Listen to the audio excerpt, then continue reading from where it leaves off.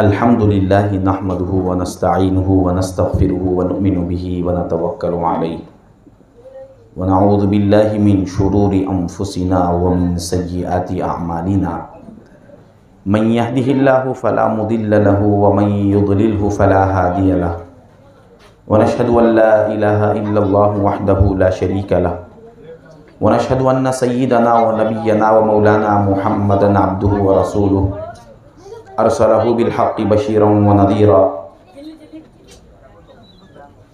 सल्लल्लाहु तआला अलैहि व अला आलिहि व अस्हाबिहि व बारक व सल्लम तस्लीमन कसीरन कसीरा अम्मा बाद। क़ाल अल्लाहु तबारक व तआला फ़िल क़ुरआनिल मजीद फ़अऊज़ु बिल्लाहि मिनश शैतानिर रजीम बिस्मिल्लाहिर रहमानिर रहीम।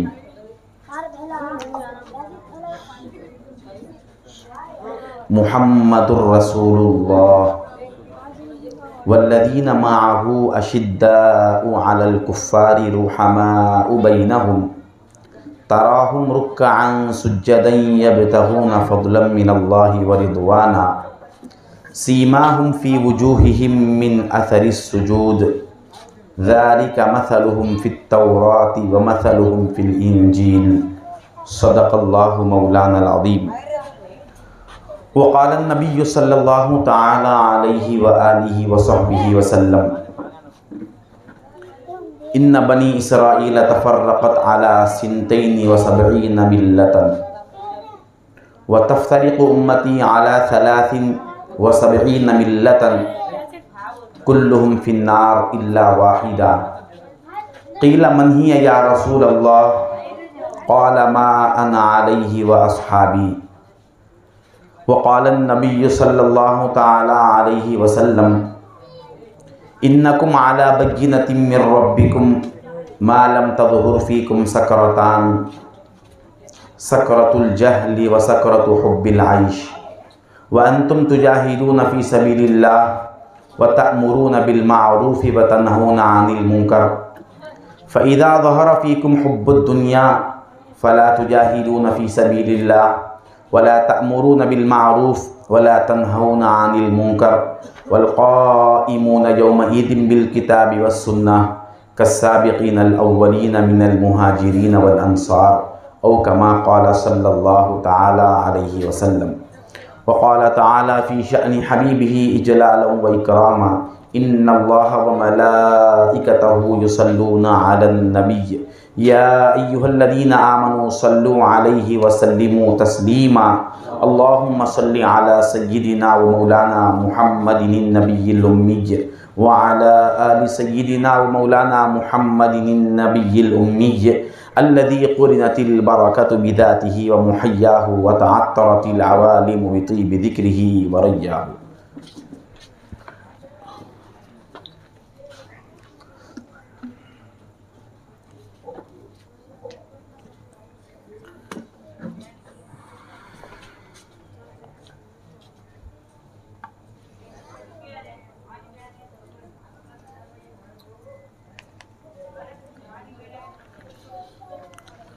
अस्सलामु अलैकुम व रहमतुल्लाहि व बरकातुहू।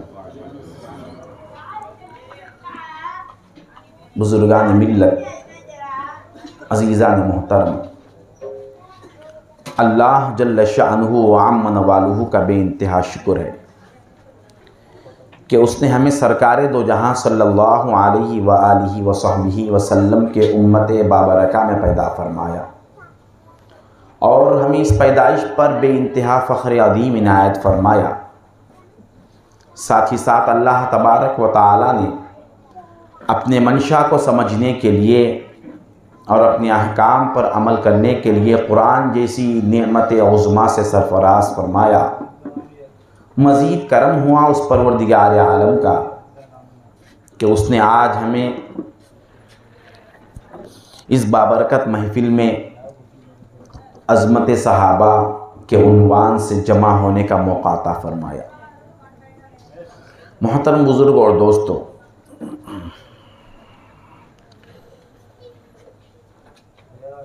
अल्लाह तबारक व तआला ने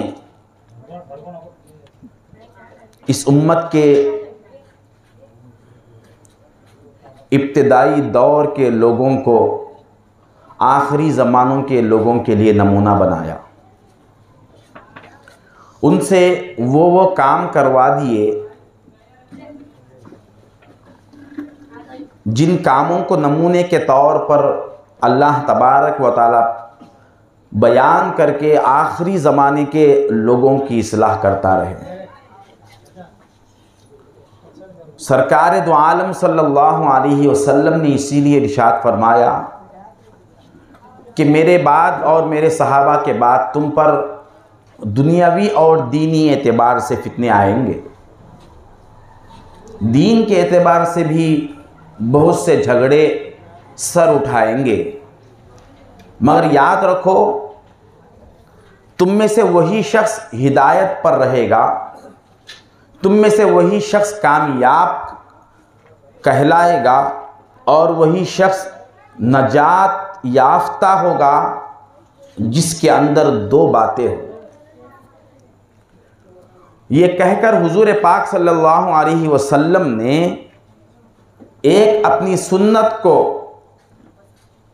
दलील के तौर पर बताया, साथ ही साथ अपने सहाबा किराम रज़ी अल्लाहु अन्हुम अजमईन की ज़िंदगी को भी नमूने के तौर पर बयान फरमाया। यह हदीस शरीफ मशहूर है। हुजूर ने फरमाया इन्ना बनी इसराईल तफर्रक़त अला सिंतैनी व सबईन मिल्लतन। बनी इसराइल जो तुमसे पहले गुजरी है उनमें 72 फ़िरक़े थे और मेरी उम्मत भी कुछ कम नहीं निकलेगी। व तफ्तरिक़ु उम्मती अला सलासिन व सबईन मिल्लतन। मेरी उम्मत में तो 73 रहेंगे। कुल्लुहुम फिन्नार, सारे के सारे जहन्नम में जाएंगे। इल्ला वाहिदा, इल्ला मिल्लतन वाहिदा, सिवाय एक जमात के। वो जमात कौन सी है जो अपने आप को सिर्फ सहाबा की जमात या सहाबा के इत्तिबा पर बताए? वो नहीं है, नाम रख लेने वाली जमात नहीं है। हुजूर ने अलामत बताई, सहाबा ने दरियाफ्त फरमाया। वो जज्बा उनका देखिए, जिनकी शान बयान हो रही है, फिक्र तो उनको है। जब हुजूर ने फरमाया एक जमात रहेगी जो कामयाब होगी, सहाबा से हुजूर कह रहे हैं, तो सहाबा किराम बेचैन हो गए और नजात की तलब उनके अंदर ऐसे आ गई कि वो खुद आगे बढ़कर पूछने लगे, मन हिया या रसूल अल्लाह, अल्लाह के रसूल वो नजात पाने वाली जमात कौन सी है? हुजूर ने बताया, हुजूर ने फरमाया मान अलैहि व अस्हाबी, जो मेरी सुन्नत को इख्तियार करे और मेरे साथ तुम्हारी सुन्नत को शामिल करे। जो पूछ रहे हैं उनके अंदर ये तड़प है कि कहीं जहन्नम में जाने वालों में से हम तो नहीं होंगे। और हुजूर फरमा रहे हैं तुम जहन्नम में जाना तो दूर की बात, जन्नती को जन्नती कहलाने के लिए तुम्हारी इत्तिबा जरूरी है। तो असल में बात ही यही होती है कि जिसको अल्लाह तबारक व तआला जन्नत के लिए पैदा करता है, उसके अंदर जहन्नम का डर खुद ब खुद डाल देता है, और जिसके लिए जहन्नम है उसको जहन्नम से बेफिक्र कर देता है। वो बेफिक्र होकर ज़िंदगी मनमानी गुजार लेता है, यही उसकी अलामत होती है। तो अल्लाह तबारक व तआला ने इस उम्मत को एक बहुत बड़ी नेमत दी, और बड़े बड़े जो मुजाहदे और जंगें थी वो सब अल्लाह तबारक व तआला ने सहाबाए किराम से ले लिया। अब बताइए, अगर अचानक जंग का ऐलान हो जाए तो हम में से कितने लोग हैं जो जंग के लिए तैयार होंगे? अजान सुनने के बाद घर से उठकर मस्जिद तक आ नहीं सकता सो मुसलमान, क्या वो जंग करेगा? जरा सा खराश, एक खतरा खून का निकल जाए तो डर जाने वाला, परेशान हो जाने वाले मुसलमान क्या ये जंग करेगा अल्लाह के लिए? ये तो बहुत बड़ी बात है। हमारे इस्त्री किए हुए कपड़ों पे जरा सा गर्द पड़ जाए तो हमारा नफ्स उसको भी बर्दाश्त नहीं कर सकता, तो क्या हम अपने जिस्म पर तीर और तलवार को बर्दाश्त करेंगे? नहीं कर सकेंगे। बहुत से लोग ये ख्वाहिश भी रखते हैं कि हम सहाबा के दौर में होता तो अच्छा था। अल्लाह का शुक्र करे कि हम सहाबा के दौर में पैदा नहीं हुए।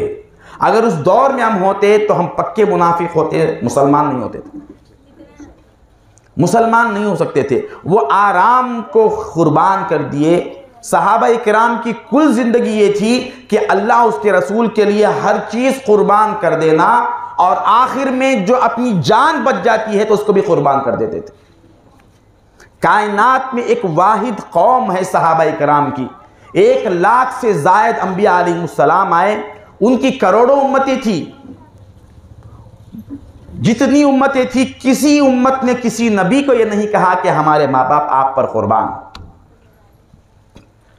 एक सहाबा किराम की जमात थी, एक चंद नफूस कुदसिया पाकीज़ा लोग थे जो हर बात पर सरकार के बारगाह में आकर कहते, या रसूल अल्लाह फिदा का अबी व उम्मी, या रसूल अल्लाह मेरे माँ बाप आप पर कुर्बान हो। इंसान की जिंदगी का सबसे अहम किरदार जिनका होता है वो माँ बाप है। सहाबा उनको खुद कुर्बान कर देते थे, उनको खुद सरकारे दो आलम पर कुर्बान कर देते थे।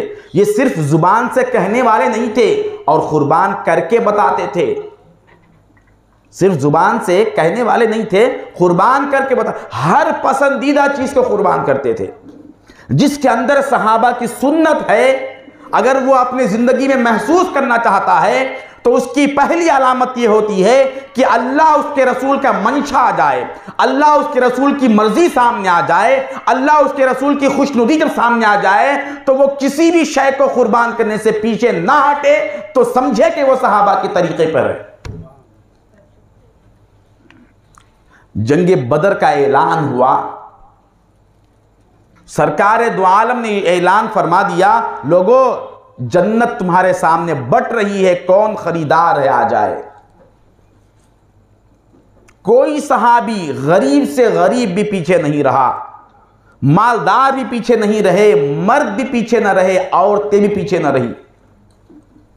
और हद क्या हुई मालूम, एक सहाबिया सरकार दो आलम सल्लल्लाहु अलैहि वसल्लम के खिदमत में हाजिर होती है और कहती हैं, या रसूल अल्लाह सल्लल्लाहु अलैहि वसल्लम मैं बेवा हूं और मेरा एक शीरखार बच्चा है। आपने ऐलान कर दिया कि बदर के मैदान में जन्नत लुट रही है, क्या मैं उससे महरूम रह जाऊं? मैं अपने आप को महरूम रखना पसंद नहीं करती, लिहाजा हमारे लिए कुछ इंतजाम कर दीजिए। न मैं अपने घर से किसी मर्द को तैयार करके जंग के लिए रवाना कर सकती हूं, न मेरे पास कोई माल है, मैं 2 टाइम भी सही नहीं खा सकती, 1 टाइम पर रोटी खाकर अपना गुजारा करती हूं, मेरा तो हाल ये है। तो हुजूर ने दिलासा देकर कहा, ऐ माई जा, अल्लाह तबारक व तआला तेरी मगफिरत करेगा, तुझे भी क़ियामत के दिन बेहतर बदला अता करेगा। हुजूर ने फरमाया, या रसूल अल्लाह मेरा दिल इससे मुतमईन नहीं हो रहा है। जब क़ियामत के दिन अल्लाह तबारक व तआला निदा लगाएगा और कहेगा कि ऐ लोगों, मेरा महबूब नबी बदर के जंग में मैदान में था, उस मैदान में मेरे नबी के साथ कौन कौन शरीक थे वो उठकर खड़े हो जाए, तो मैं उस सफ में, जिस सफ में आपकी मदद करने वाले खड़े होंगे, मैं भी उनके साथ खड़ी रहना चाहती हूं। मेरे पास कुछ नहीं है, मगर मैंने गौर किया तो मेरे पास एक चीज है, एक शीरखार बच्चा है। शीरखार दूध पीता बच्चा क्या कर सकता है?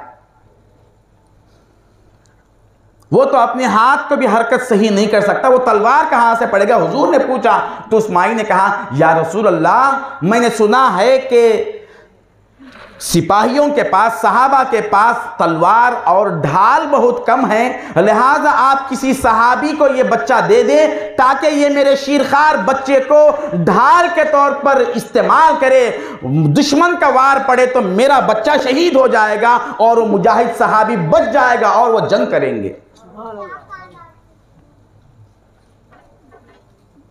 आए उशाक गए वादे फरदा लेकर, अब उन्हें ढूंढ चरागे रुखे ज़ेबा लेकर, ये गाजी ये तेरे पुरस्रार बंदे जिन्हें तूने बख्शा है ज़ौक़े खुदाई, दोनीम उनकी ठोकर से सहरा वो दरिया, सिमट कर पहाड़ उनकी हैबत से राही, दो आलम से करती है बेगाना दिल को, अजब चीज़ है लज्जते आशनाई, शहादत है मंजिल व मकसूद मोमिन, न माले गनीमत न किश्वर कुशाई। ये जज्बा कहाँ से लाएंगे? और ये किसी बड़े जलीलुल कद्र अकाबिर सहाबा नहीं है। ये जो सहाबिया है इनका नाम भी तारीख में नहीं है। ये इतनी मशहूर नहीं थी, ये इतनी मशहूर खातून भी नहीं थी। एक मामूली सी सिन्फ नाजिक औरत के कुर्बानियों का ये जज्बा है, तो बड़े बड़े जलीलुल कद्र सहाबा जो खिदमत रसूल में सालों तक बैठकर तरबियत हासिल किए, अल्लाह की मारिफत हासिल किए, ईमान का दर्स लिए, अखलाक को सीखा, सोहबत जलीला में दीन को सीखा, कुरान को सीखा, तो उनका आलम क्या होगा? इनके जज्बे का आलम यह है। आज हमारी नजात के लिए हम अपने आप को सहाबा की जमात में शामिल करने के लिए क्या अपने ज़िंदगी में किसी भी तरह के एतबार से किसी भी तरह की कुर्बानियों को पेश कर सकते हैं? हमें तो ये हरगिज़ करना नहीं है, ये नौबत हमारे लिए आएगी भी नहीं। इस तरह के शीरखार बच्चों को अल्लाह के बारगाह में ऐसा देने की ज़रूरत नहीं है, बल्कि अपने बच्चों को दीनी माहौल में ढाल दिए तो ये बहुत बड़ी कुर्बानी है। अपने बच्चों को दीन के लिए कुर्बान कर दिए, दीन सीखने के लिए रवाना कर दिए तो बस है। बच्चे को मारने की ज़रूरत नहीं है, मैदान में भेजने की ज़रूरत नहीं है। जंगे ओहद का वाक़िया हुआ, सरकार दो आलम सल्लल्लाहु अलैहि वसल्लम के शहादत की खबरें आम हो गई। उस जंग में हुआ यह था कि एक तीर हजरत मुसअब बिन उमैर रज़ी अल्लाह ताला अन्हु को लगी। ये कौन सहाबी थे? इनका लक़ब था हम शबीह मुस्तफ़ा। उर्दू में तर्जमा कर रहा हूं। ये पीछे से अगर इनको देखा जाता तो सहाबा धोखा खा जाते थे। सहाबा को गुमान होता था कि ये अल्लाह के रसूल ही खड़े हुए हैं। उनके बिल्कुल पीछे से जो मुसअब बिन उमैर को देखता तो वो समझता था कि ये अल्लाह के रसूल है। और काफिरों को भी धोखा हुआ। एक काफिर ने तीर चलाई आपके पीठ पर तो आप बेहोश हो गए, आप शहीद हो गए उसी तीर के वजह से। तो उसने अफवाह फैला दी कि हमने पैगंबर इस्लाम को शहीद कर दिया। और जो सहाबा दूर दूर थे इस मंजर को नहीं देखे कि कौन शहीद हुए और कौन शहीद नहीं हुए। सरकार दो आलम किसी दूसरे कोने में महफूज थे। ओहद के पहाड़ पर सरकार दो आलम महफूज है। जिन सहाबा को हुजूर की हिफाजत की खबर नहीं थी, उन्होंने इन अफवाहों को सुनकर यह समझा कि नौज़ बिल्लाह सरकार दो आलम की भी शहादत हो गई। तो बाज़ जो इब्तिदाई अभी अभी नए नए ईमान लाए थे वो लोग मैदान ओहद को छोड़ दिए और मदीना मुनव्वरा वापस हो गए। उनमें से एक नौजवान था, जब वह अपने घर पहुंचा तो माँ बिल्कुल दरवाजे पर दहलीज पर बैठी हुई थी। बेटे को आता हुआ देखी तो माँ कहने लगी, बेटे तुम जंग से कैसे आ गए? क्या मुसलमानों को फतह हुई? जंग से वापस आने का तरीका यह होता था कि जब फतह हो जाती तो सरकार दो आलम सल्लल्लाहु अलैहि वसल्लम किसी सहाबी को भेजते थे। पहले से वो जाकर मदीना मुनव्वरा में ऐलान करवा देते थे और सहाबा को इत्तला देते थे। जो मदीने में होते थे उनको ये खबर मिलती थी कि जंग फतह हो गई, अब सरकार दो आलम तशरीफ़ लाने वाले हैं। तो जितनी औरतें, बच्चे और बूढ़े मदीने में होते थे वो सारे इस्तकबाल के लिए मदीने के बाहर तशरीफ़ लाते थे। ये तरीक़ा होता था। अचानक जब बेटा जो जंग में गया हुआ था वो वापस आ गया तो ये सहाबिया देख कर कहती है कि तुम ऐसे कैसे आ गए? अभी तो कोई इत्तला नहीं मिली, फतह की इत्तला भी नहीं, शिकस्त की भी इत्तला नहीं, तुम अचानक कैसे आ गए? तो बेटा कहने लगा, अय अम्मा, मैदान ओहद में गज़ब हो गया, सरकार दो आलम सल्लल्लाहु अलैहि वसल्लम को शहीद कर दिया गया। वो जो गलत अफवाह थी वही माँ को सुना रहा है। ये कहकर माँ से बच्चा कहने लगा, माँ मुझे बहुत प्यास लगी है, पहले मुझे पानी तो पिला दे, मैं बहुत दूर से भागता हुआ आ रहा हूँ, बड़ा प्यासा हूँ, मुझे पानी पिला दे। माँ कहने लगी, बेटे पहले ये तो बता इस वक्त सरकार दो आलम का हाल क्या है? तो बेटे ने कहा, माँ सरकार शहीद हो गए, अब किस तरफ है मैं नहीं जानता। फिर बच्चा कहने लगा, माँ मुझे पानी तो पिला दे, मैं बहुत प्यासा हूं, जंग में जब से निकला हूं मैं एक खतरा पानी नहीं पिया। माँ फिर पूछती है कि बेटे क्या तू सरकार दो आलम को शहीद होता देख कर आया है? क्या सरकार दो आलम को देखकर आपकी हालत को पहचान कर आ रहा है या वैसे ही आ गया? बेटा कहने लगा अम्मा मैं सारी बातें बाद में मालूम करूंगा, पहले मुझे पानी पिला दे। मां ने कहा जब तक सरकार का हाल मुझ पर जाहिर नहीं होगा मैं तुझे पानी का घुट नहीं दे सकती, मैं तुझे पानी नहीं पिला सकती। बेटा अंदर घर में दाखिल हो गया और वो जो मशकीज़ा घर में रखा हुआ था उससे पानी पीने के लिए उठाया तो उस सहाबिया ने बेटे की ममता को छोड़ दी। बेटे की ममता मोहब्बत रसूल के सामने फीकी हो गई। बेटे की मोहब्बत कोई काम न रही। जब सरकार दो आलम की बात आ गई, जैसे ही बेटा मशकीज़ा उठाया तो माँ अपने हाथ से मशकीज़े को खींचती है और ज़मीन पर पटक देती है, बेटे या तो मुझे सरकार दो आलम सासम की खबर दे या फिर जिस मैदान में मेरे आका शहीद हो गए हैं तू भी उसी मैदान में जाओ, तू भी मर जा, अपनी सूरत न दिखा। तू क्यों वापस आ गया है? जिस मैदान से आकाए दो जहां वापस ना आए, तू क्यों अपनी जान को सलामती से लेकर मेरे सामने हाजिर हुआ? बेटा कहने लगा अम्मा अब मैं जाकर क्या करूं, पूरा जंग का मैदान तो बदल गया है, अब कुछ होने वाला नहीं है। तो वो खातून अपने हाथ से चूड़ियां उठाती है और बेटे के हाथ में रखती है और कहती है तू यहां बैठे रहे दहलीज पर, वो तलवार तेरी मुझे दे। जिस मैदान में आकाए दो जहां शहीद हो गए हैं मैं भी उसी मैदान में जाकर शहीद हो जाऊंगी। क्या अंदाज था। जब वो वहां से निकली और सरकार दो आलम सल्लल्लाहु अलैहि वसल्लम को तलाश करते हुए वहां पहुंची, जिस वक्त मालूम हुआ कि आकाए दो जहां महफूज है, आपकी जाने पाक सलामत है, तो फिर उस वक्त चैन आया। सरकार दो आलम सल्लल्लाहु अलैहि, इसीलिए फरमा रहे हैं मेरे सहाबा की जिंदगी को आइडियल बनाओ। आज मुसलमान के अंदर सब चीजें हैं मगर अल्लाह उसके रसूल के लिए अपने नफ्स के ख्वाहिशात को कुर्बान करने का जज्बा कहां है? जान को कुर्बान करना, पूरे माल को कुर्बान करना तो बहुत दूर की बात है, ये तो नहीं पूछा जा रहा है। छोटी छोटी ख्वाहिशें, आज बच्चा अगर बर्थडे करने के लिए तकाजा करे फौरन मान लेते, भाई बच्चे की खुशी है। अल्लाह उसके रसूल नाराज होते तो हो जाने दे, बच्चा खुश रहे तो बस है। गैर मुस्लिमों को त्यौहार होते हैं, उसमें पटाखे पूछे बच्चे या कोई और चीज पूछे तो बच्चे की खुशी के लिए दे देते हैं। क्या हुआ मौलाना, बच्चा तो खुश हो जाएगा ना? नहीं मैं तो नहीं मानता, बस बच्चा खुश हो जाएगा, बच्चे की खुशी के लिए दे दिया। छोटा बच्चा है, उस पर दीन कौन सा फर्ज है?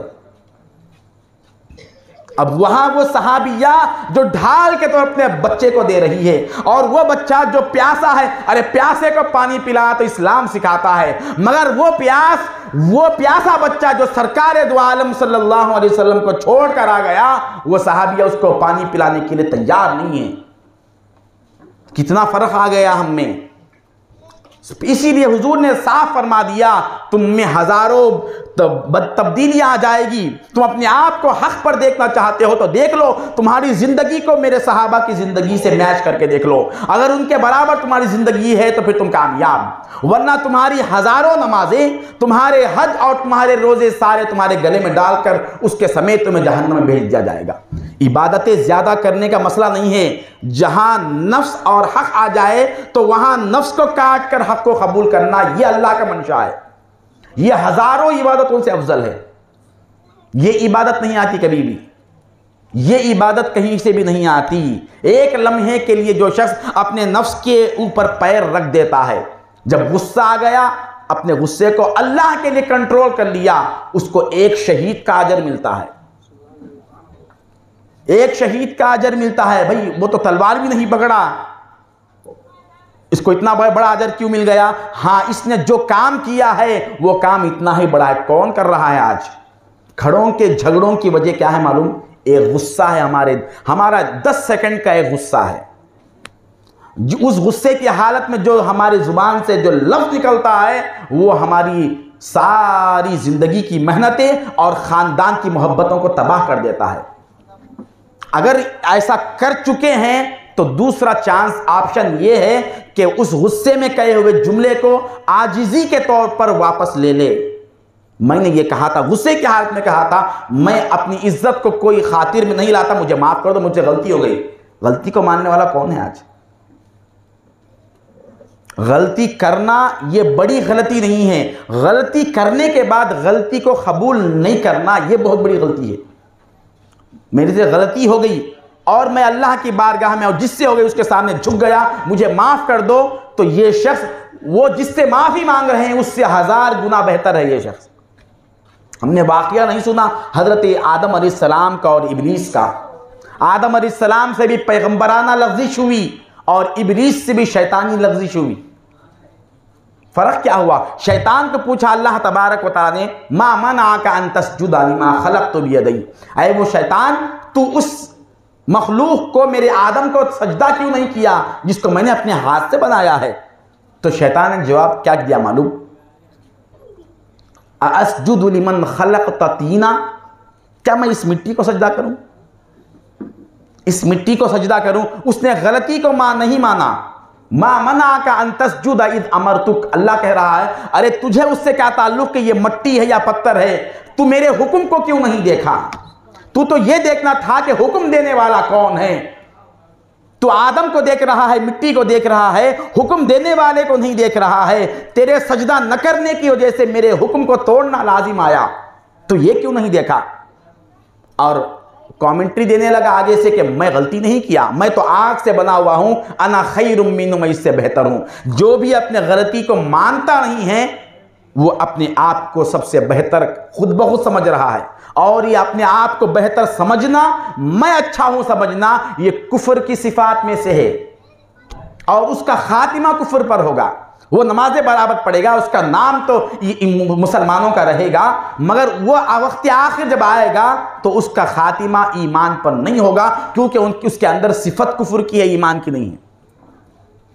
शैतान के बारे में इसीलिए अल्लाह ने फरमाया अबा वस्तकबर व कान मिनल काफिरीन। शैतान जो हजारों साल से इबादत किया ना, अल्लाह कह रहा है ये पहले से ही काफिर था, फिर इबादत तो कर रहा था ना, पहले से ही इसके अंदर ये बात थी कि मैं अच्छा हूं, मैं अच्छा हूं समझने वाला, मैं अच्छा हूं समझ कर जो इबादतें करता है, अल्लाह ताला उसको कह रहा है कि ये पहले ही काफिर था, जब मौका आया तो इसका कुफ्र जाहिर हुआ। जाहिर होने के लिए मौके की जरूरत थी, अब तक मौका नहीं आया इसलिए इसका कुफ्र जाहिर नहीं हुआ। तो वो दोस्तों, सहाबाई किराम रजी अल्लाह अन्हुम अजमईन में से जो बड़े बड़े जलील कदर थे, जिनका रोब और दबदबा मशहूर था, जैसे हजरत सैयदना उमर फारूक रजी अल्लाह तआला अन्हु, आपका नाम आते ही हर शख्स ये समझता है कि बड़े दबदबे वाले हैं, बड़े डराने वाले हैं, यही हम सोचते हैं। मगर हकीकत यह है कि जितना लोग उनसे डरते थे, एक तरफ वो वाक़ियात है, मगर आपको खुद जो डर था अपनी आखिरत का, उसकी मिसाल भी सहाबा में किसी के अंदर नहीं है। आप खुद भी अपने लिए उतना डरते थे। एक दिन का वाक़िया हुआ, हज़रत बिलाल रज़ी अल्लाह तआला अन्हु में और हज़रत उमर फारूक रज़ी अल्लाह तआला अन्हु के दरमियान कुछ झगड़ा हो गया। वाक़या ज़रा संभल कर सुनिए। अब ये सोचेंगे कि भाई सहाबा में भी झगड़े होते थे क्या? सहाबा में भी बिल्कुल झगड़े होते थे, इसकी मिसालें हैं, मगर यहाँ से कोई ख़राबी नहीं है। सिर्फ झगड़ा हो जाना ये ख़राबी नहीं है, झगड़ा होने के बाद उसको कैसा हल करते थे ये देखिए। उसको हल कैसा करते थे? कोई मसला पेश आ गया तो उसको हल करना कैसा, जब हो गया जो नहीं होना था वो काम हो गया, तो फिर उसको दुरुस्त कैसा करना है, ये सहाबा की मिसाल है। हज़रत बिलाल और हज़रत उमर फारूक रज़ी अल्लाह तआला अन्हु के दरमियान में झगड़ा हो। किताबों में ये तो लिखा हुआ नहीं है कि किस बात पर झगड़ा हुआ।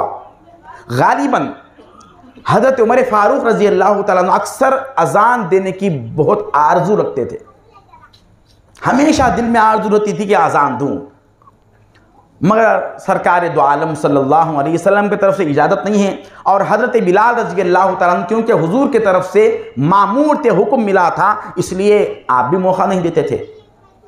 शायद इस बारे में झगड़ा हो गया होगा। खैर, जैसा भी झगड़ा हुआ, आज झगड़े के दौरान हज़रत उमर फारूक रज़ी अल्लाह तआला अन्हु ने एक जुमला कह दिया। झगड़ा आपस में जिस मसले पे था वो तो हुआ, होते होते आखिर में हज़रत उमर ने कहा, ऐ काली औरत के बेटे, उनके माँ की तरफ निस्बत देकर उन्होंने ऐसा लफ्ज़ इस्तेमाल किया, हो तुम काली, वो हबशा के थे, वो काले लोग थे, वो अरब में बहुत बड़ा ऐब था, उस ख़ानदान को बड़े ऐब की नज़र से देखते थे। हज़रत उमर ने फरमाया हाँ तुम एक काली औरत के लड़के हो। जैसे ये सुना हज़रत बिलाल रज़ी अल्लाह ताला अन्हु को इतनी ज़िल्लत महसूस हुई, वो खामोश हो गए और मस्जिद नबवी में कोने में जाकर बैठ गए। बात ख़त्म हो गई। सारे सहाबा मंजर को देख रहे थे।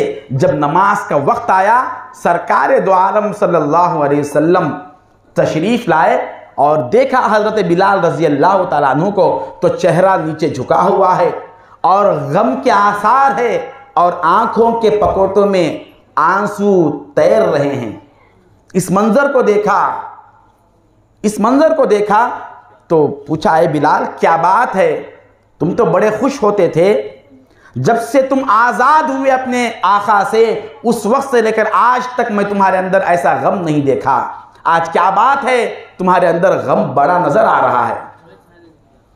ये नबूवत का दिल होता है जो लोगों के गम को पहचाने और उसके हल को पेश करने की कोशिश करे।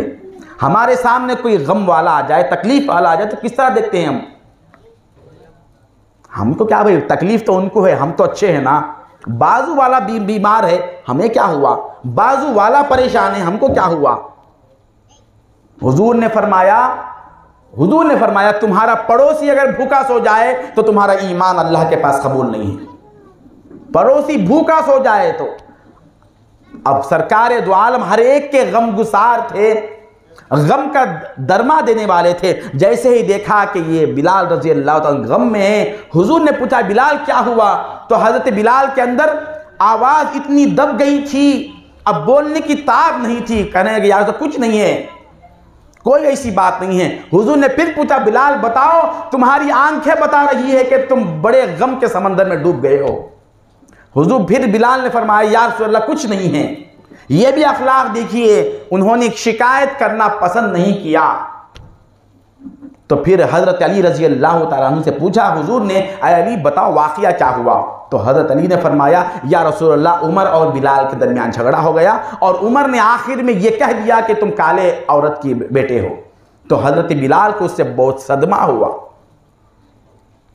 तो हुजूर ने हजरत उमर को बुलाया और कहने लगा, ऐ उमर तुम्हें मालूम है तुमने बिलाल को जो बात कही है उसके ईमान का मकाम क्या है मालूम है? अल्लाह के पास जो ईमान बिलाल का मोतबर है वैसा ईमान किसी का मोतबर नहीं है। तुम जब ईमान लाने आए थे तुम्हारे हाथ में तलवार थी, तुम हजारों हुज्जतों के साथ इस्लाम में दाखिल हुए, तुम मेरा सर खलम करने के लिए आए, मगर अल्लाह ताला ने मेरी दुआ की बरकत से तुम्हारे दिल को पलट दिया और तुम इस्लाम लाए। हजारों हुज्जतें और एतराज़ात थे, मगर ये बिलाल का ईमान वो ईमान था, इस पर हजारों कोड़े बरसते थे, इसको गर्म रेत पर लिटाया जाता था, इसके सीने पर बड़े बड़े गर्म चट्टान रखे जाते थे। यह हजारों मुसीबतें बर्दाश्त करता, तकलीफें बर्दाश्त करता, गर्मी को बर्दाश्त करता, कांटों को बर्दाश्त करता, हर तरह की अजियत को बर्दाश्त किया, हर चीज को छोड़ना पसंद कर दिया, ईमान को छोड़ना पसंद नहीं किया। इसका ईमान तो उस मर्तबे का है और तुमने ऐसे मेरे बिलाल को यह कह दिया। ऐ उमर मुझे आज भी तुम्हारे अंदर से कुफ्र की बो आ रही है। किसको कह रहे हैं? तुम्हारे अंदर कुफ्र की बो आ रही है। तुम जब झगड़ा हुआ तो उनकी जातियात पर क्यों गए? उसके बाप को, उसके माँ को या उसके औलाद को, खानदान को कहने का हक कहाँ आया? लड़ते लड़ते जब हम आगे बढ़ जाते हैं तो उसकी जात पर आ जाते, तुम तो वैसे थे, तुम तो पहले ऐसे थे, तुम्हारी बीवी ऐसी, तुम्हारे बच्चे ऐसे, ये कह दिया। तुम्हारे अंदर अभी कुफ्र की, ज़माने जाहिलियत की बो आ रही है। इतना कहा और खामोश हो गए। अब हजरत उमर फारूक रजी अल्लाह ताला कुछ नहीं फरमाए, खामोश रहे। जैसे ही नमाज ख़त्म हुई सारे सहाबा बाहर निकले। हजरत बिलाल जब बाहर निकले तो हजरत उमर फारूक रजी अल्लाह ताला अन्हु, अब देखिए आजिज़ी देखिए, जैसे हुजूर ने फरमाया तुम्हारे अंदर एक कुफ्र की अलामत है वो आ रही है, उसको धोने की कोशिश किए, उसको धोने की कोशिश कर रहे हैं। जैसे ही मालूम हो जाए कि हमारे अंदर से ये खराबी है तो होशियार और अक्लमंद आदमी वो होता है, वो फौरन उसको दूर करना चाहता है, तलाश करता है उस शख्स को जो मेरे उस नफ्स की खराबी को दूर करे, मेरे उस नफ्स की बीमारी को दूर करे, मेरे दिल की इस्लाह करने वाला हकीम कौन है उसको तलाश करता है। जिस्म के इलाज के लिए तो बड़े बड़े डॉक्टरों को हमने तैयार कर लिया, हमारा फैमिली डॉक्टर एक मुअय्यन है, क्या हमारे दिल का इलाज करने वाला कोई हमने तय किया? अब हज़रत उमर बाहर निकलते हैं और हज़रत बिलाल रज़ी अल्लाह तआला अन्हु के दोनों पैर दो हाथों से पकड़ लेते हैं और कहते हैं, बिलाल मैं तुम्हें एक कदम आगे बढ़ने नहीं दूंगा जब तक तुम मुझे माफ़ ना कर दो। ये अरब वो थे, हबशी लोग जिस चीज़ को हाथ लगा देते उसको हमेशा के लिए वो लोग फेंक देते थे। उस ख़ानदान की उनके पास ये अहमियत थी, अगर किसी चीज़ को वो किसी तलवार को पकड़ ले तो वो उसको दे देते थे। तू जिस चीज़ को हाथ लगाया मैं उस चीज़ को हाथ नहीं लगाता। तो इतना मामूली ख़ानदान का है, आज भी आज मुसलमानों में ये फ़लाँ ख़ानदान का है, ये फ़लाँ ख़ानदान का है। ला फ़ज़्ल लि अरबिय्यिन अला अजमिय्यिन वला लि अब्यद अला अस्वद इल्ला बित्तक़वा। हुजूर ने फरमाया तुम में से किसी गोरे का काले का एतबार नहीं है, किसी पढ़े लिखे का और अनपढ़ का कोई एतबार नहीं है, तुम्हारे अंदर तक़वा जितना है अल्लाह के पास तुम उतने मकाम के हो। दो पैरों से दो हाथ पकड़ लिए और कहने लगे मुझे जब तक माफ़ नहीं करोगे नहीं छोड़ूंगा। हज़रत बिलाल को शर्म आ गई, कहने लगे अरे उमर मैंने माफ़ कर दिया, तुम तो बड़े हो, तुम तो कुरैश हो, तुम्हें कहने का हक़ था, बस मुझे थोड़ी तकलीफ़ हुई, तुम्हें तो कहने का हक़ था। हज़रत उमर ने कहा नहीं नहीं, जब तक तुम माफ़ी का लफ्ज़ अपनी ज़ुबान से अदा नहीं करोगे मैं नहीं छोड़ूंगा। उसके बाद जब हज़रत बिलाल ने कहा हाँ मैंने माफ़ कर दिया, तो अब उसके बाद हज़रत उमर कहते हैं, आपका अब रवैया देखिए, हज़रत उमर अपने गाल को ज़मीन पर रखते हैं और कहते हैं, ऐ बिलाल तुम्हारे इस पैर को, काले पैर को मेरे गाल पर रखकर गुजरो, उसी वक्त मैं समझूंगा कि तुमने मुकम्मल दिल से मुझे माफ़ किया। कौन है ये कौन लोग हैं? झगड़े तो सुन लिए हम, झगड़े के अंदाज में आकर तो हम समझ गए कि भाई झगड़ा सहाबा में भी हुआ, झगड़ा तो होना साबित हो गया, मगर झगड़े को ऐसा हल करने वाला कौन है जैसा हल हज़रत उमर ने किया। झगड़े को दुरुस्त करने का जो तरीका हज़रत उमर ने बताया, ये कौन कर सकता है? जो रोब और दबदबा जिनके नाम से कैसर और किसरा कांपते थे, जिनके नाम से किसरा परवेज के महल में जलजला बर्पा होता था, जिसका नाम सुनकर कुफ्र के ऐवानों में जलजले बर्पा होते थे, वो उमर फारूक जिनके बारे में हुजूर ने फरमाया इन्न शैतान यखाफ मिन दिल उमर, उमर के साये से भी शैतान डरता है। उमर के रोब का ये आलम है, उनके दबदबे का ये आलम है। जहां कहीं लश्कर जर्रार जाता, जहां कहीं पैगाम आता उमर का, तो बड़े बड़े सलातीन अपनी नशिस्तों को छोड़कर खड़े हो जाते थे। ऐसे उमर का हाल ये है, अपने अंदर कुफ्र की सिफत को जैसे ही सुना तो अपने चेहरे को जमीन पर रख दिए और बिलाल को कहने लगे मेरे चेहरे पर, मेरे गाल पर कदम रखकर गुजरो। कहां से लाएंगे ये मिसालें? इसीलिए हुजूर ने अपनी सुन्नत पर इक्तिफा नहीं किया। ये नहीं फरमाया कि तुम मेरी सुन्नत को इख्तियार कर लो तो तुम कामयाब हो। जैसे ही कुछ भी मसला है तो हदीस में बताओ, कुरान में बताओ। हुजूर ने कहा तुम हदीस कुरान को लेकर बैठ जाओ और वो हदीस और कुरान मेरे सहाबा की ज़िंदगी से मैच ना हो, उसका मफ़हूम मेरे सहाबा की ज़िंदगी से मिलता जुलता ना हो, तो ये तुम्हारी कुरान भी तुम्हारे लिए कोई काम की नहीं है, हदीस भी काम की नहीं है। और तो कि माँ आना अलई, जिस पर मैं हूँ मेरी सुन्नत, क्या हुजूर की सुन्नत से बढ़कर कोई चीज़ है?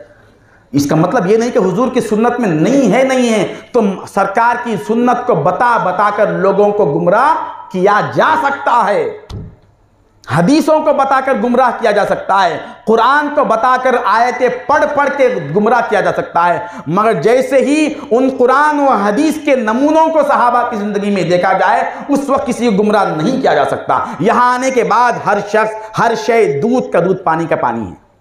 यहाँ आने के बाद कोई बच नहीं सकता। यहाँ आने के बाद कोई शख्स दावा नहीं कर सकता कि मैं नाजी फिरके से ताल्लुक़ रखने वाला हूँ।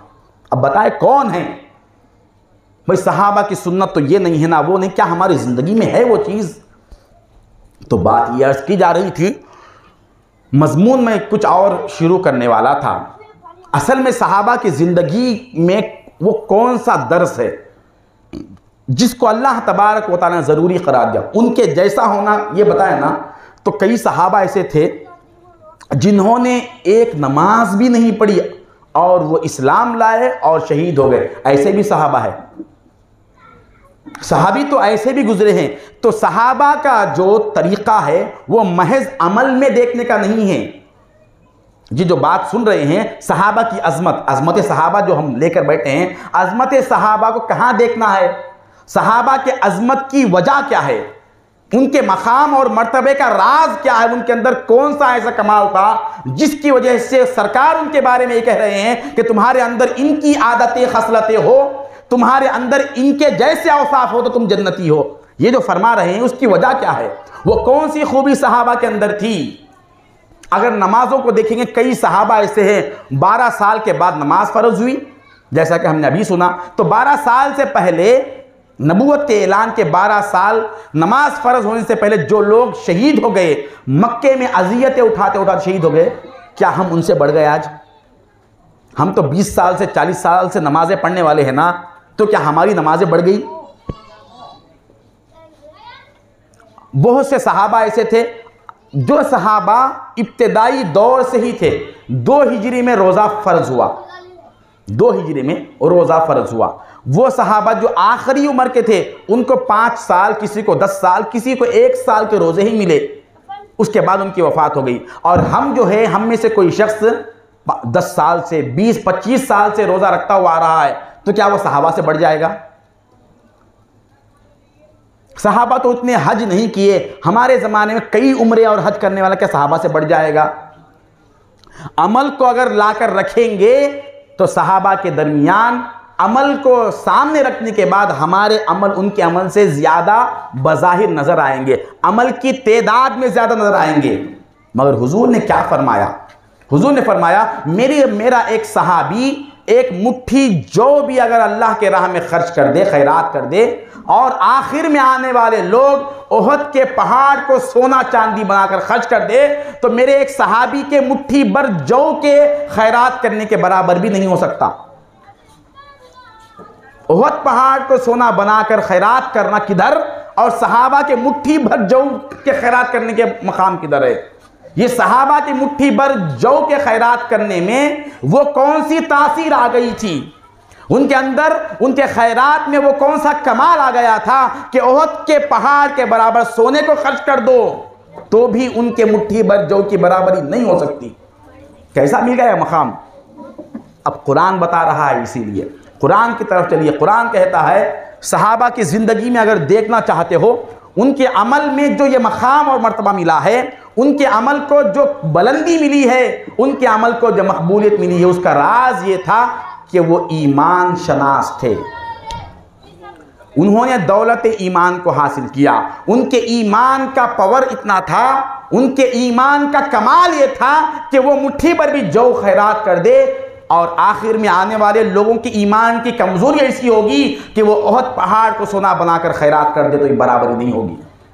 फ़इन आमनु बिमिस्ली मा आमनतुम बिही फ़क़द इहतदौ। अब हम जो है आमाल में, छोटे छोटे अमलों में सहाबा की मुशाबात देख रहे हैं, और ईमान हमारा सहाबा के बराबर है क्या या नहीं, ये तो देखा भी नहीं। तो असल आज का मजमून ये था कि सहाबा किराम के अंदर जो खूबी थी वो ईमान की थी, ईमान की खूबी थी। वो ईमान जो उन्होंने सीखा, कितने साल लगे ईमान सीखने वालों? ईमान क्या है हम आगे आएंगे। ईमान सीखने के वास्ते हम तो ये समझ रहे हैं कि हमारे बाप मुसलमान हैं, हम भी उनके पेट में पैदा हुए, हमारा नाम भी मुसलमानों जैसा है, तो हम समझ रहे हैं कि हम मुसलमान हैं। नाम से मुसलमान का कोई ताल्लुक़ नहीं है। हज़रत उमर फ़ारूक रज़ी अल्लाह ताला अन्हु इस्लाम लाने से पहले, ईमान लाने से पहले भी उनका नाम उमर ही था। इस्लाम लाने के बाद हुजूर ने नाम नहीं बदला। अरे वो तो नाम कुफ्र की हालत में था, आप नाम बदल लो। नाम नहीं बदला, दिल की दुनिया को बदल दिया, नाम को नहीं बदला। हज़रत उस्मान गनी रज़ी अल्लाह तआला अन्हु, ईमान लाने से पहले भी उस्मान नाम था, ईमान लाने के बाद भी उस्मान नाम है। हज़रत खालिद बिन वलीद का नाम इस्लाम लाने से पहले भी खालिद ही था, इस्लाम लाने के बाद भी खालिद ही था। नाम बदला नहीं हुजूर ने। ये जो नाम हम देख रहे हैं सहाबा के, ये हालत कुफ्र में रखे गए नाम थे, सिवाय वो सहाबा जिनके नाम बुतों के नाम पर थे। जैसे अब्दुल उज़्ज़ा जिस किसी का नाम था तो हुजूर ने ऐसे नामों को बदल दिया। उज़्ज़ा एक बुत का नाम था, अब्दुल उज़्ज़ा का मतलब उज़्ज़ा बुत का बंदा। ऐसे नामों को बदल कर हुजूर ने अब्दुल्ला नाम रखा, या अब्दुल रहमान नाम रखा है, या हारिस नाम रखा है हुजूर ने। तो सरकार दो आलम सल्लल्लाहु अलैहि वसल्लम नामों को नहीं बदला। आज हम नाम को देखकर समझ रहे कि मैं तो मुसलमान हूँ, मैं तो ईमान वाला हूँ। वो नाम नहीं बदले, मगर इस सरकार दो आलम कलीमा तैयबा का ऐलान करने के बाद 12 साल के बाद नमाज फ़र्ज हुई। सिर्फ ये बात फैसले के तौर पर बता दे, जैसे ही कलीमे का ऐलान किया तो फौरन उसके साथ ही नमाज को फ़र्ज क्यों नहीं किया, फिर फौरन रोज़ा, ज़कात, हज वगैरह फ़र्ज क्यों नहीं किया। अब इसमें और ताज्जुब की बात है, 12 साल तो मक्के में थे, उस वक्त हज फ़र्ज नहीं हुआ। भाई वहीं थे, उसी वक्त हज फ़र्ज हो जाता तो वहीं हज कर ले सकते थे आराम से, क्योंकि मक्के में ही में थे। मक्के से निकल कर जब मदीना पहुंचे तो 8 हिजरी में मदीना जाने के बाद 8 साल के बाद हज फ़र्ज हुआ। अब ये हुक्म हो रहा है तुम वहां से आकर यहां हज करो। बज़ाहिर अकल तो ये बता रही है कि मक्के में ही हज फ़र्ज हो जाता तो वहीं तवाफ़ कर लेते, सही कर लेते, मनासिक पूरे कर लेते थे, वहां से लाने की ज़रूरत क्या है। ये बात अच्छी तरह से समझने की है। जब नमाज भी फ़र्ज नहीं है, रोज़ा फ़र्ज नहीं है, ज़कात और हज कोई अमर नहीं आया, कोई हुक्म नहीं आया, तो ये 12 साल क्या नबूवत के बेकार थे। नौज़ुबिल्लाहि मिन ज़ालिक। सरकार दो आलम सल्लल्लाहु अलैहि वसल्लम कलीमे का ऐलान करने के बाद, इस्लाम को पेश करने के बाद जो मेहनत तबलीग की किए हैं, 12 साल की जो तबलीग हुई वो किस चीज पर थी। अव्वलीन दर्जा तबलीग का किस पे दिया हुजूर ने। सहाबाए किराम रज़ी अल्लाह ताला अन्हुम अजमईन खुद बताते हैं कि सरकार दो आलम सल्लल्लाहु अलैहि वसल्लम 12 साल हमें ईमान और आदाब व अखलाक सिखाते थे। 12 साल। इसीलिए आप अच्छी तरह से जानते होंगे, मुफस्सिरीन के पास यह उसूल है, कुरान करीम का कौन सा सूरा मक्की है और कौन सा सूरा मदनी है। बाज़ सूरतें मक्की है, बाज़ मदनी है। मक्की का मतलब जो हिजरत से पहले जो आयतें उतरी है, सूरे उतरे हैं, उन सूरतों को मक्की सूरा कहते हैं, यानी मक्के में नाजिल होने वाला। और जो हिजरत के बाद जो सूरतें नाजिल हुई हैं उसको मदनी कहते हैं, यानी वो मदीने में हिजरत के बाद नाजिल होने वाले। अब ये तो कुरान में देखने के बाद मालूम होता ना ये सूरा मक्की है या मदनी है, लेकिन मुफस्सिरीन ने एक और अलामत बताई है, जिस सूरे में या अय्युहल्लज़ीना आमनू का लफ्ज़ आ जाए तो वो सूरा यकीनन मदनी सूरा है, मक्की नहीं है। या अय्युहल्लज़ीना आमनू, ऐ ईमान वालों कहकर अल्लाह ने जिस सूरों में मुसलमानों से, ईमान वालों से खिताब किया, ऐसे सारे सूरे खुद ब खुद मदनी हैं। जैसे सूरह फातिहा, सूरह बकरा में या अय्युहल्लज़ीना आमनू कई मरतबा के है, तो सूरह बकरा मक्की है या मदनी है अलग से कुरान खोलकर देखने की किसी को ज़रूरत नहीं है, क्योंकि सूरह बकरा खुद ब खुद मदनी है। उसकी अलामत यह है कि उसमें या अय्युहल्लज़ीना आमनू की आयतें हैं, ये खुद अलामत है उसकी कि ये सूरा मक्की नहीं है, मदनी है। अब यहाँ तक तो बात आ गई, तो अब आगे अब फैसला ये कीजिए कि अल्लाह तबारक व तआला ने, अब ये मुफस्सिरीन जो तय किए हैं कि मदनी सूरों में ही या अय्युहल्लज़ीना आमनू का खिताब आया, तो इसका मतलब ये हुआ, इससे साबित ये हो गया कि जब तक मक्के में थे अल्लाह ताला ने सहाबा को ऐ ईमान वालों कहकर पुकारा ही नहीं। मक्के में जब तक थे ऐ ईमान वालों कहकर पुकारा ही नहीं, जैसे ही वो मदीने को आए तो अब उनको कह रहा है ऐ ईमान वालों। इसीलिए जिस सूरे में या अय्युहल्लज़ीना आमनू का लफ्ज़ है वो सूरा खुद ब खुद मदनी है, खुद ब खुद बात साबित हो गई। तो अब सवाल ये होगा, मक्के में जब तक थे क्या वो मुसलमान नहीं थे, क्या वो अल्लाह पर ईमान नहीं लाए थे। 12 साल का अरसा गुजरा मगर एक मरतबा भी, एक आयत भी या अय्युहल्लज़ीना आमनू के साथ नहीं उतरी। कुरान करीम ने 79 मरतबा आया या अय्युहल्लज़ीना आमनू, 70 पर 9, 79 टाइम्स ये आयत आई है, ये लफ्ज़ आया है ऐ ईमान वालों कहकर अल्लाह ने। अच्छा, जब मक्के में जब अल्लाह ताला बात करता था तो या अय्युहन्नास, ऐ लोगों कहता था, ऐ ईमान वालों नहीं कहता था। क्या राज है इसका? इसका राज यही है, जब अभी तुम्हारा ईमान मुकम्मल नहीं हुआ, अभी तुम ऐ ईमान वालों कहलाने के हकदार नहीं हो। और अजीब बात यह है कि अल्लाह ताला ने पिछली उम्मतों में से किसी नबी पर उनकी कौम के लिए या अय्युहल्लज़ीना आमनू कहकर खिताब नहीं फरमाया। ऐ ईमान वालों कहकर किसी नबी की उम्मत को अल्लाह ने नहीं फरमाया। ये इस उम्मत का एजाज है। इस पर मुहद्दिसीन फरमाते हैं, मुफस्सिरीन कहते हैं, किसी भी पिछली उम्मतों को अल्लाह ने या अय्युहल्लज़ीना आमनू इसलिए नहीं कहा क्योंकि पिछली उम्मतों में से कोई किसी नबी का उम्मती ईमान के मुकम्मल आखिरी मंजिल पर और हकीकत पर कोई पहुंचा नहीं था। हकीकत ईमान, ईमान का जो आखिरी हक है, आखिरी जो दर्जा है, इंतहाई दर्जे का जो ईमान है, उस दर्जे पर इस उम्मत के सिवा कोई पिछली नबी का उम्मती नहीं पहुंचा था। क्या मकाम इनको मिला है। तो बात ये अर्ज की जा रही थी, सहाबा किराम के अंदर जो कमाल था वो ईमानी कमाल था। अगर उस दौर में हम होते और कुरान उस वक्त हम पर हमारे सामने उतरता तो या अय्युहल्लज़ीना आमनू का लफ्ज़ नहीं होता। ताज्जुब तो ये नहीं है कि मक्के में या अय्युहल्लज़ीना आमनू का लफ्ज़ नहीं उतरा था। कमाल तो ये है कि मदीने में आने के बाद अल्लाह तबारक व तआला ने सर्टिफिकेट दे दिया कि ऐ मेरे महबूब के सोहबत में बैठकर ईमान की दौलत लेने वालों, मैं तुम्हें ईमान वाले होने की सनद दे रहा हूँ। अल्लाह ताला सनद दे रहा है गोया कि तुम ईमान वाले हो। अल्लाह जिसको ईमान वाला कहे और खुद उसके बारे में यह कह रहा है कि ईमान लाना है तो ऐसा ईमान लाओ। सहाबा की जिंदगी अपने अंदर लाना है तो पहले ईमान की मेहनत जरूरी है, ईमान को सीखना जरूरी है। जो ईमान को नहीं सीखा, ईमान की हकीकत को नहीं समझा, ईमान की लज्जत जिसको हासिल नहीं है, वो शख्स हजारों नमाजें पढ़ते जाए, वो अपनी जिंदगी में हजारों नेकियां करता जाए, उसकी नेकियां उसके लिए वबाल बन जाएगी, उसका वो मकाम नहीं होगा। ईमान जिसका जितना बुलंद होता है उसके अमल में भी उतनी पुख्तगी और उसका अजर उतना ज्यादा हो जाता है। अमल में अजर कैसे बढ़ गया साहबा का? ईमान की वजह से। ईमान जिस दर्जे का होता है अमल भी उस दर्जे का खुद ब खुद होता है। अब इस बयान का मतलब ये नहीं समझना कि अब हम तो ईमान नहीं सीखे कल से नमाजें पढ़ना छोड़ दे। भाई अमल के बारे में बोलने की जरूरत ही नहीं है। ईमान जैसे ही आ जाए वो अमल से दूर रह नहीं सकता। उसकी मिसाल ऐसी है, ईमान अकीदे की चीज है। ईमान किसकी चीज है? एक अकीदे का नाम है।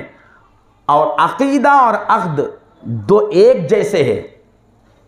अकीदा और अक़्द एक जैसे है। इसकी मिसाल यूं समझिए, जैसे एक औरत, नौजवान औरत किसी से शादी कर लेती है, निकाह हो जाता है, अक़्द हो जाता है, तो अब वो जैसे ही अपने शौहर के घर आई तो क्या उसको बोलना पड़ता है कि तुम घर की भी सफाई करो, शौहर की खिदमत करो?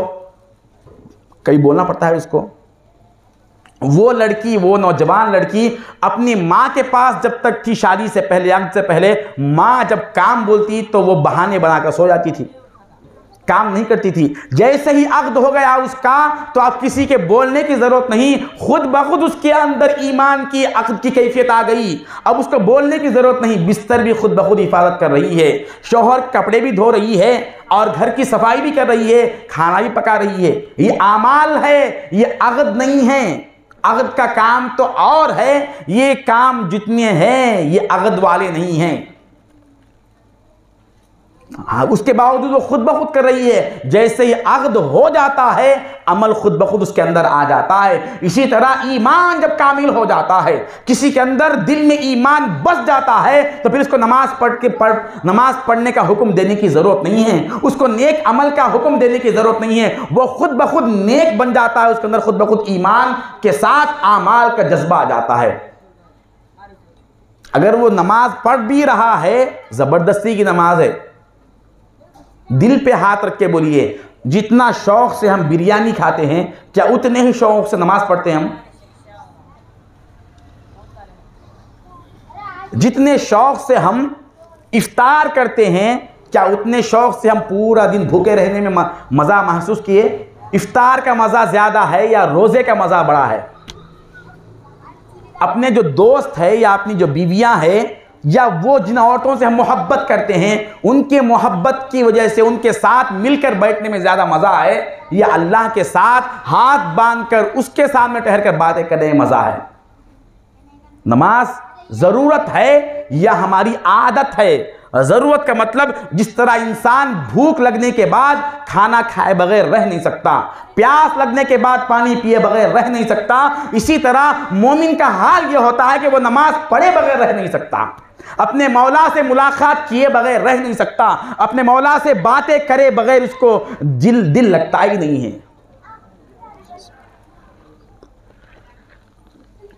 अब तस्वीर कर ले खुद ब खुद कि हमारा ईमान कितना है। तो ईमान एक फ़न है, एक फ़न की तरह सीखने की चीज़ है।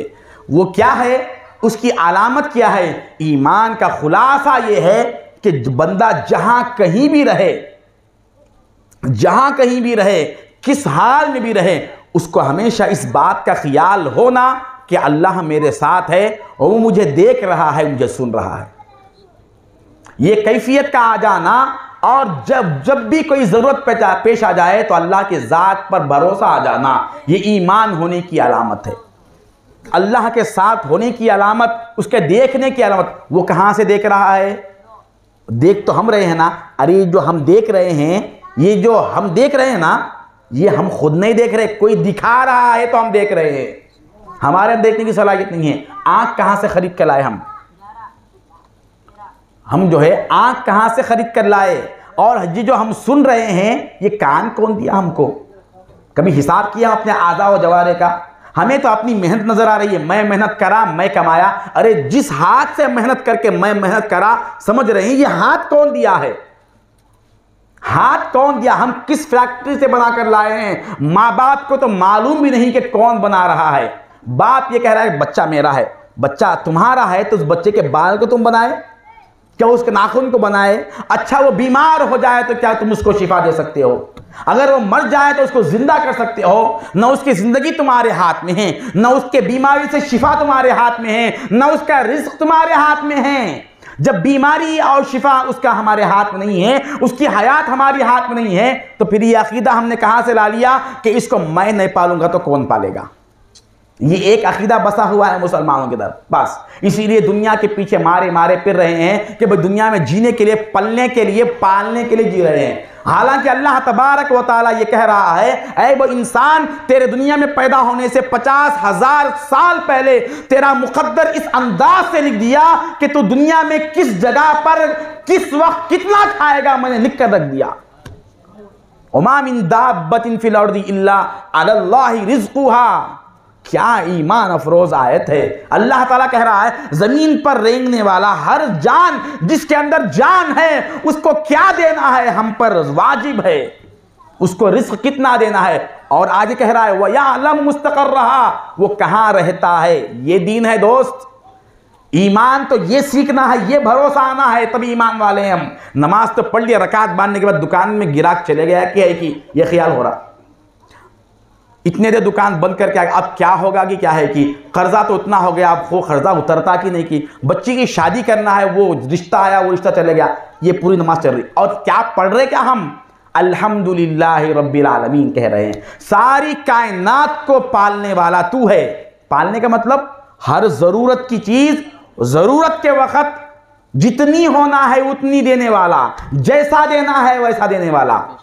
सिर्फ खाने के लिए नहीं। ये पेट के बारे में हम परेशान हैं, ये एक पेट को खाली रख दिया आजमाने के वास्ते।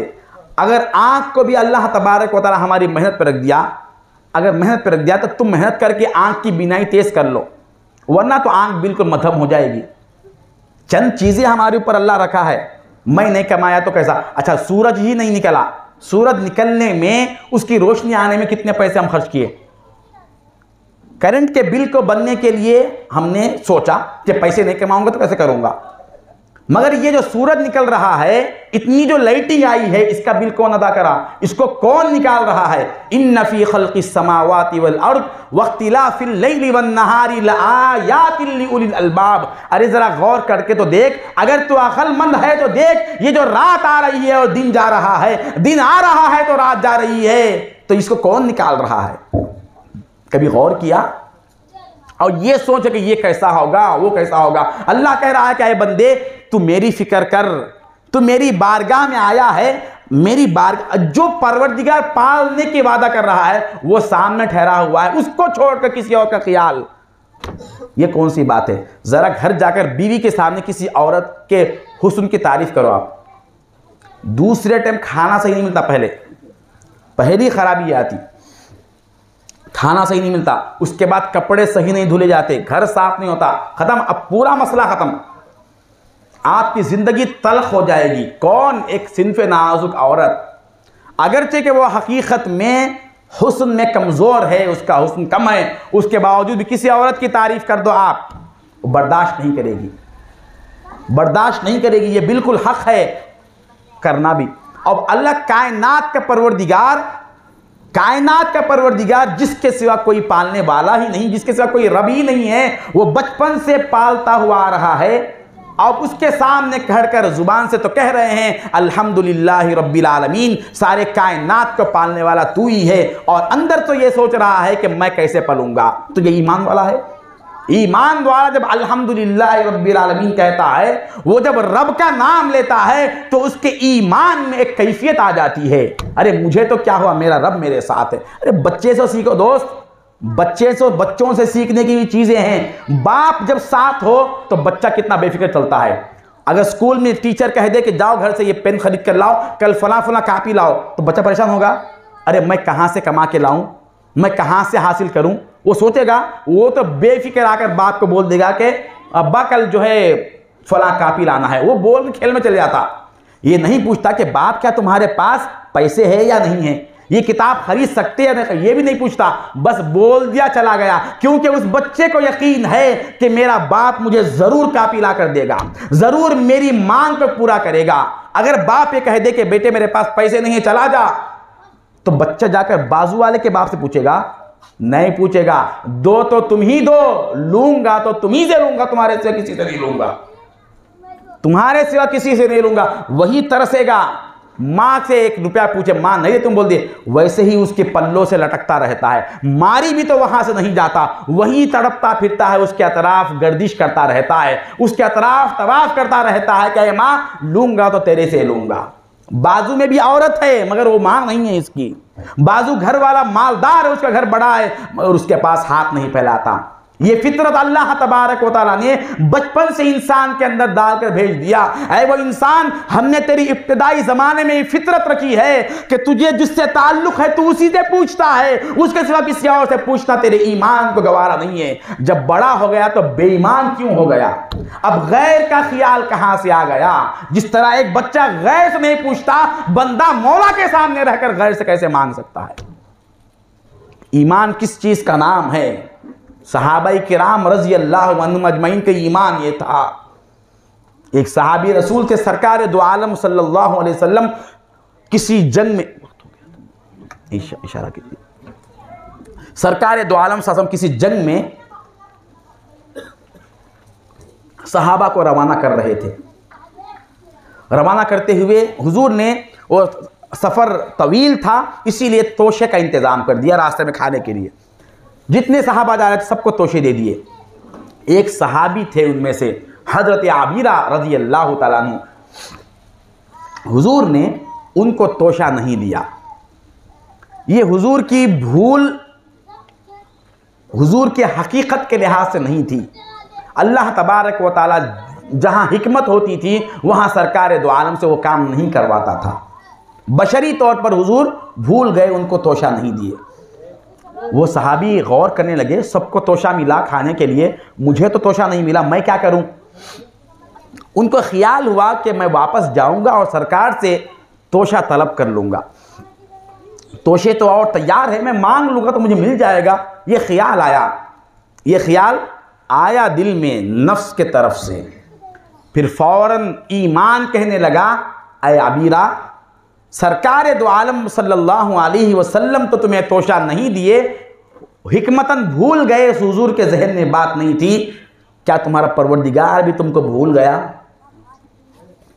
वो तो कह रहा है कि मेरे बंदे का रिस्क मेरे ऊपर है, वो जहां कहीं हो वो कह रहा है या आलम मुस्तक़र्रहा, वो जानता है कि तुम कहां हो, वह मुस्तौदाहा, और तुम्हें कितने खाने की जरूरत है ये भी जानता है। वो तो ये वादा कर रहा है ये सोचा, ईमान ने जब अंदर से ये बात कही तो वो फौरन लश्कर में शामिल हो गए और आगे निकल गए। इधर तो आगे निकल गए, अब उनके पास तोशा नहीं है। आगे जब मंजिल आएगी तो सारे लोग तोशा खोलकर खाते बैठेंगे और इनके पास तोशा नहीं रहेगा। जैसे ही वो लश्कर आगे निकला, हजरत सैयदना जिब्राइल अलैहिस्सलाम अपने हाथ में एक तोशा लेकर हुजूर की खिदमत में हाजिर होते हैं और फरमाते हैं, आए अल्लाह के रसूल, आपने फुला बिन फुला सहाबी को तोशा क्यों नहीं दिया? तो हुजूर का ख्याल हुआ, हाँ मैं तो उनको तोशा नहीं दिया था। सहाबा को कहा, जाओ उनको वापस लेकर आओ। जिब्रील ने फरमाया, अल्लाह ताला आपको सलाम कह रहा है और ये हुक्म दे रहा है कि उनको वापस लाए और तोशा देकर भेजे। जैसे ही उनको वापस बुलाया गया, हुजूर अपने तरफ से तोशा देने लगे तो जिब्रील ने फरमाया, ऐ अल्लाह के रसूल, अब उस बंदे को ये तोशा सबके बराबर नहीं दिया जाएगा, इसको तोशा जन्नत से लाया गया है, वो इसको दिया जाएगा। मैं जो लाया हूं ये जन्नत से लाया तोशा है। बात ये थी कि जब आपने उसको तोशा नहीं दिया तो वो आगे जाते हुए सोचने लगा कि हाय मुझे सरकार ने तोशा नहीं दिया। उसके ईमान ने कहा कि मेरे परवरदिगार को तो मालूम है कि मुझे रिस्क की किस वक्त कितनी ज़रूरत है। वो ये कहते हुए हस्बुनल्लाहु व निअमल वकील ये कहता हुआ जा रहा था, अल्लाह मेरे लिए काफ़ी है, मुझे किसी और चीज़ की ज़रूरत क्या है। हमारी ईमान में अल्लाह है मेरे लिए बस है। मल्लहुल मौला फलहुल कुल अलैहिस्सलाहु बिकाफिन अब्दा। क्या एक अल्लाह अपने बंदे के लिए बस नहीं है? अल्लाह के होते हुए किसी और की जरूरत है? ये बंदा जाते हुए कह रहा था, अल्लाह तबारक व तआला के जलाल को और अल्लाह के गीरत को अजीब तरह की लज्जत और कैफियत आई और अल्लाह ताला ने जन्नत से हुक्म दिया कि इसका तोशा जन्नत से तैयार किया जाए और उसको भेजा जाए। उनको बुलाया गया और ये तोशा दिया गया। जिब्रील ने फरमाया, ऐ अल्लाह के रसूल, अल्लाह हुक्म देता है कि वो जाते हुए जो अल्फाज कहता हुआ जा रहा था, एक मर्तबा उसकी जुबान से अल्लाह तो सुन चुका है, आप भी एक मर्तबा सुन लीजिए। अल्लाह हुक्म दे रहा है। जो जाते हुए ये कह रहे थे कि अल्लाह मेरे लिए काफ़ी है, हस्बुनल्लाहु व निअमल वकील, उसकी ज़ुबान से इस तरह कहते हुए अल्लाह को बड़ी खुशी हुई, अल्लाह को बड़ा प्यार आया। आप भी ज़रा उसकी ज़ुबान से ये अल्फाज सुनकर उसका मज़ा लीजिए। यह है सहाबा इकराम। जंग में जा रहे कैसा होगा क्या होगा, ये ईमान नहीं है दोस्त, ये सोचने से ईमान नहीं है। सहाबा इकराम के अंदर खूबी ईमान की थी और ईमान सिर्फ ये है कि अल्लाह के ज़ात पर भरोसा हो। जिस तरह से किसी के पास सैलरी है माहाना 50,000 60,000, कैसे मुतमईन है वो सीना चौड़ा करके, अल्लाह साथ है ये सोच कर कभी हमारा सीना अकड़ गया? हमारा सीना ये सोच कर कभी चौड़ा हुआ, भाई मेरा बेटा तो लंदन में है, फला है, वहाँ है, यहाँ है, वो तो मुझे क्या है, मेरा बच्चा पैसा भेज देगा।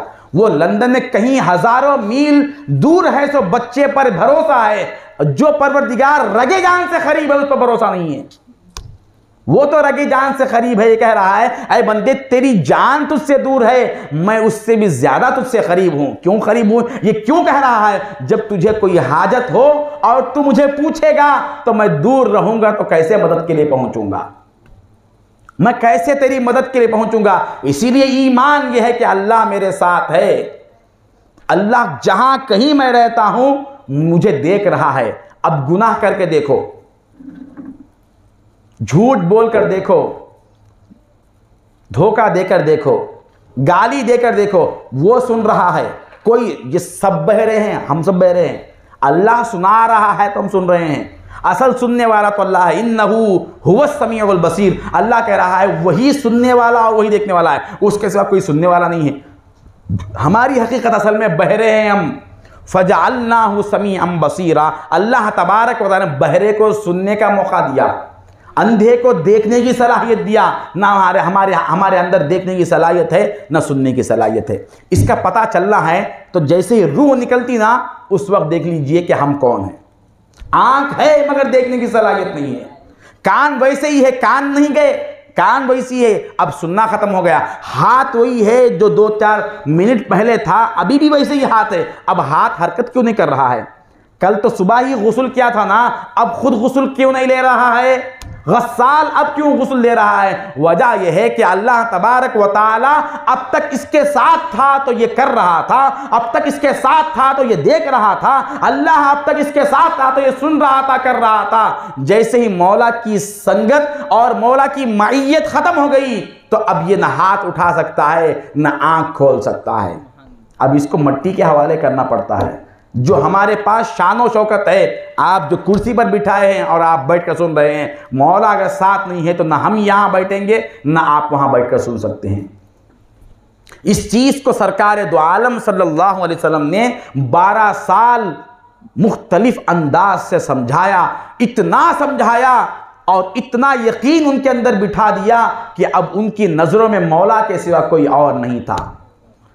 12 साल तक मुशरिकीन सहाबा को तरह तरह की अजियतें देते थे, सताते थे, मारते थे, मगर अल्लाह का हुक्म आता था कि फस्बिर लिहुक्मि रब्बिका, सब्र कीजिए, फस्बिर सब्रन जमीला, सब्र कीजिए उनके मारों पर। जंग का ऐलान क्यों नहीं हुआ? जैसे ही मदीने को गए तो जंग वहां शुरू हुआ। वही बात अर्ज कर रहा हूं, क्योंकि अभी ईमान मुकम्मल नहीं हुआ था, ईमान अभी मुकम्मल नहीं हुआ था। ईमान मुकम्मल होने से पहले अगर जंग का हुक्म देते तो कोई लड़ने के लिए आगे जा नहीं सकता था। जिस तरह से हमें अगर जंग का हुक्म दिए तो हम जंग लड़ नहीं सकते ना, हम अपने दिल से पूछ कर देख ले, नहीं कर सकते। इसीलिए आज हुक्म नहीं है जंग का, क्योंकि ईमान में वो तपिश और ईमान में वो ताजगी, वो कमाल नहीं है। उनके अंदर जब कमाल पैदा होगा तो कहा जाओ लड़ो। तो वो कैसे लड़े? ये जान हमारी नहीं है, पहले तो हमारे अंदर है जान हमारी है, मेरी जान चल गई तो कैसा, हाथ कट गया तो कैसा, ये सब मेरा मेरा बोल के है नाम। जान मेरी है, हाथ मेरा है, बच्चे मेरे, दुकान सब मेरे मेरे मेरे है। एक सांस का झोंका जो चल रहा है ये खत्म होते ही मेरा मेरा तेरा खत्म हो जाता, मेरा कुछ नहीं रहता। अब यहां से जैसे ही मेरा नहीं तेरा है ये अकीदा आ जाए इंसान के अंदर, उस वक्त उसके लिए जंग का हुक्म दिया सहाबाए किराम। इसीलिए वो लोग जो ज़माने जाहिलियत में जब जंगें होती थी, आपस में कुफ़ार और कुफ़ार के दरमियान जंगें होती थी तो ज़िरा पहनते थे, लोहे का लिबास पहन कर लड़ते थे। अब जैसे ही इस्लाम लाए, हज़रत अमीर हमज़ा रज़ी अल्लाह तआला अन्हु जंग के मैदान में उतरे तो सिर्फ तहबंद है, सीना और ऊपर का पूरा हिस्सा नंगा है। लोगों ने कहा आप ज़माने जाहिलियत में जब जंगें करते थे तो लोहे का लिबास पहनते थे, आज क्या हो गया, जिस्म पर कपड़ा भी नहीं है? तो आपने जवाब दिया वो जंगें जो ईमान के पहले लड़ते थे, जाहिलियत के दौर में लड़ते थे, वहां बचने के लिए लड़ते थे, और यहां ईमान के बाद जो लड़ रहे हैं ये मरने के लिए लड़ रहे हैं। जान दी हुई उसी की थी, हक तो यह है कि हक अदा नहीं हुआ। अरे किसकी जान किसको दे रहा हूं? उसकी जान ही है, उसी को दे रहा हूं। मेरा क्या दिया? अल्लाह को हम कुछ दिए? हम जो माल खर्च करते हैं किसका माल है वो? कुरान ने साफ कह दिया मिम्मा रज़क़नाहुम युनफ़िक़ून, हमने तुमको जो दिया उसमें से दो अल्लाह के रास्ते में, तुम्हारा मत दो, क्योंकि तुम्हारा कुछ है ही नहीं है। आते हुए एक धागा लेकर दुनिया में नहीं आए, जाते हुए एक धागा लेकर नहीं जाएंगे। यही हमारी हैसियत और यही हमारी कदर है। लेकिन ईमान वाला आते हुए तो नंगा खाली हाथ आएगा, मगर जाते हुए फख्र के साथ जाएगा। उसके पास ईमान की दौलत अगर है, ईमान पर उसका खातिमा है, तो समझिए कि वो कायनात के हर तरह के बादशाह से बड़ा बादशाह बन के जा रहा है। ईमान वाला अगर है, अगर ईमान वाला नहीं है, ईमान की दौलत नहीं है, तो फिर उसका आना जिस तरह से है जाना भी उसी तरह से है। जैसे खाली हाथ आया और खाली हाथ आया, ईमान वाला खाली हाथ आ तो सकता है मगर ईमान वाला खाली हाथ जा नहीं सकता। तो दोस्तों रात बहुत तवील हो गई है, मैं अपने बात को ख़त्म की तरफ ला रहा हूँ। सिर्फ एक दावत ये देना है, ईमान की फ़िक्र करे, ईमान को सीखे। वो लोग जिनकी तरबियत से ईमान मिलता है, ईमान के मज़े मिलते हैं, अल्लाह के साथ होने का एहसास जिनके सोहबतों से होता है, उनकी सोहबतों को तलाश करे। यही ईमान है जिससे इंसान को दुनिया में भी इज्जत है और आखिरत में भी सुरखरुई है। मैं अपनी बात को ख़त्म करते हुए अल्लाह से दुआ करता हूँ कि अल्लाह जो कुछ कहा गया और सुना गया अमल की तौफीक अता फरमा, हमारे हाल पर रहम व करम फरमा, हमारे ईमान की हिफाजत फरमा, हमारे यकीन की हिफाजत फरमा, हमारे ईमान और यकीन में ज़्यादती अता फरमा। मुसलमानों के जान माल इज़्ज़त व आबरू का तू मुहाफ़िज़ बन जा। आमीन। मुसलमानों के जान माल इज़्ज़त व आबरू का तू मुहाफ़िज़ बन जा। हमें जो परेशान हाल है उनकी परेशानियों को दूर फरमा, आमीन। जो बीमार है उन्हें सेहत अता फरमा, आमीन। हमारे गुनाहों को बख्श दे, लग़्ज़िशों का फ़ू फरमा। हम तमाम गुनाहों से तौबा करते हैं मौला, तेरे महबूब तरीन बंदों के तौबा में शुमार करके कबूल फरमा। तुझे वास्ता है तेरे हबीब पाक सल्लल्लाहु अलैहि वसल्लम का। व आखिरु दावाना अनिल हम्दुलिल्लाहि रब्बिल आलमीन। अस्सलामु अलैकुम व रहमतुल्लाहि व बरकातुहू।